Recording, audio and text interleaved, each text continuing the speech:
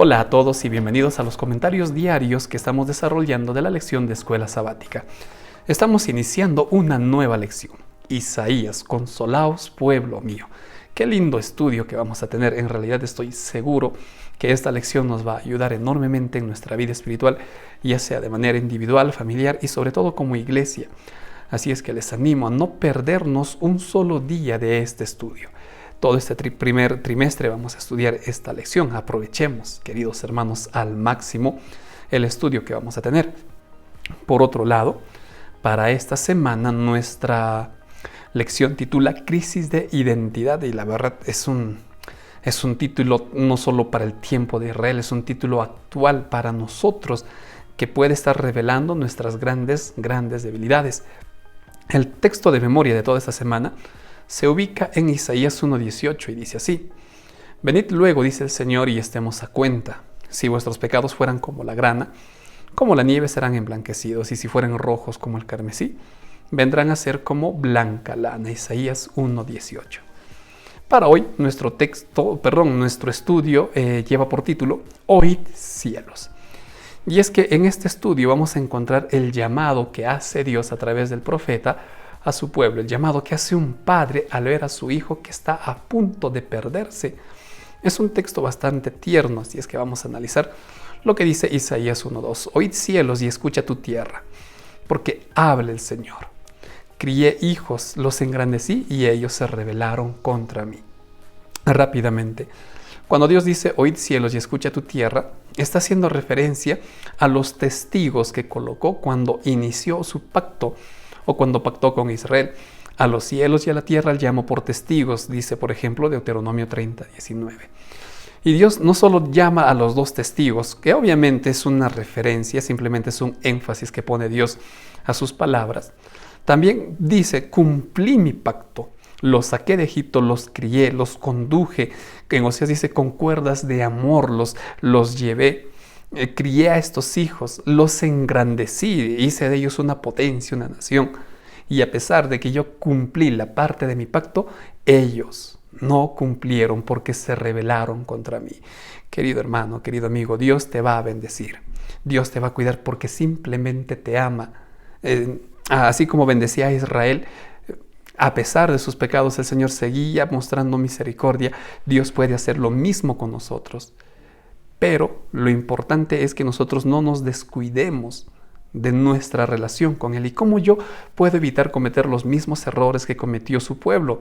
Bueno, vamos a ver todo esto en el siguiente texto que se encuentra en Isaías 1 del 3 al 5. Miren la comparación que hace Dios. El buey conoce a su dueño y el asno el pesebre de su señor. Pero Israel no entiende, mi pueblo no me conoce.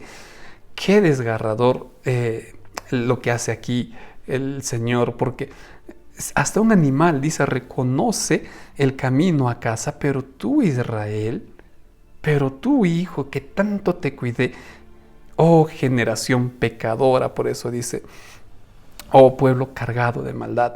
Miren, aquí está el primer problema, no conocer a Dios. Y no confundamos esto con ser ateos. No confundamos esto con desconocimiento total.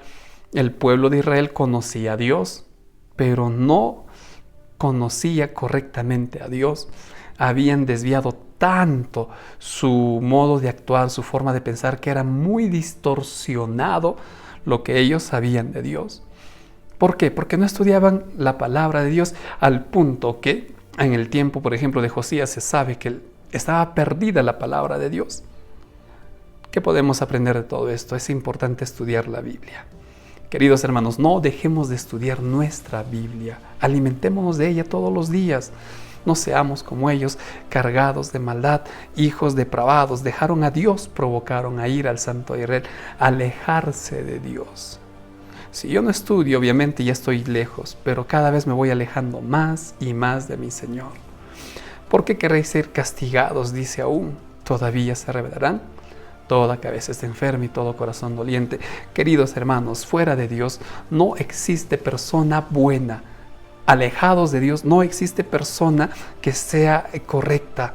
toda persona que se aleja de Dios encaja en esta descripción. Toda cabeza está enferma y todo corazón doliente. ¿Por qué dice Dios? Vuelvo a repetir, porque simplemente se habían alejado de su Creador. Vamos a seguir analizando los siguientes textos.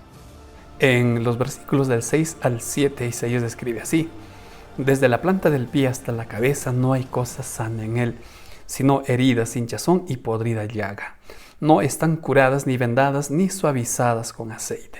Saben, queridos hermanos, nuestras obras delante de Dios son así. No es necesario hacer obras malas.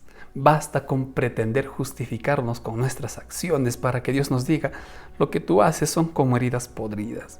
Lo que tú intentas hacer para justificarte ante mí, para alcanzar la salvación, es como una herida que no ha sido curada. ¿Sí? Así es, porque el pecado está en nosotros y el pecado nos va consumiendo. Y obviamente esa herida del pecado no se cura sino con la intervención de Cristo. Vuestra tierra, dice, está destruida, vuestras ciudades puestas a fuego, vuestra tierra delante de vosotros comida por extranjeros y asolada como asolamiento de los extraños.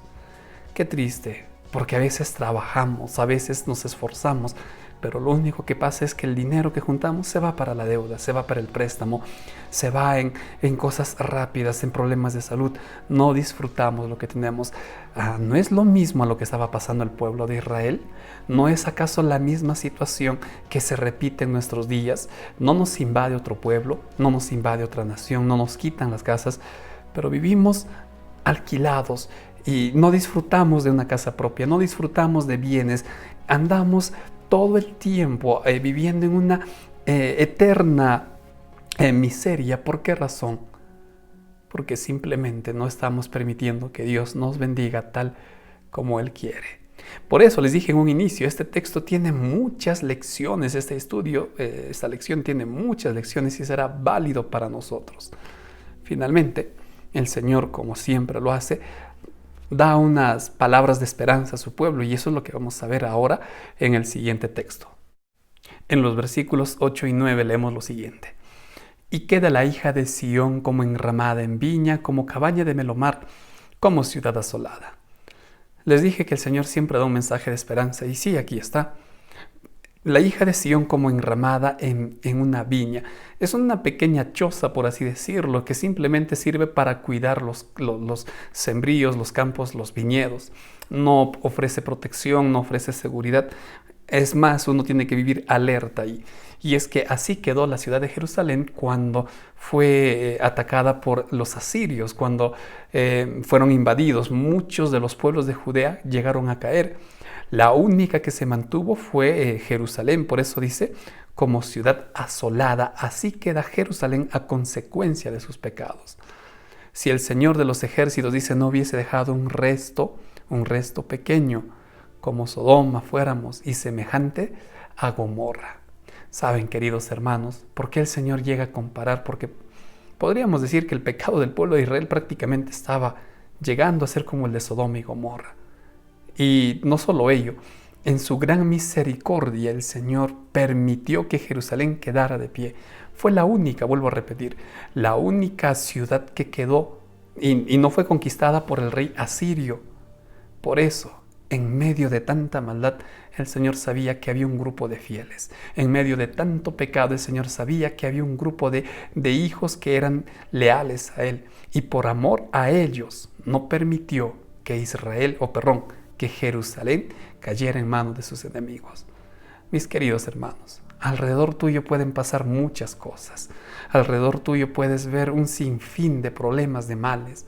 Pero si tú te mantienes fiel a Dios, si tú te mantienes leal a Él, suplicas y confías en Él, el Señor será fiel a su promesa y no permitirá que tú caigas, no permitirá que tú desfallezcas. Al contrario, serás ese pequeño resto que no será destruida como Sodoma y Gomorra. Serás ese pequeño resto que heredará la vida eterna.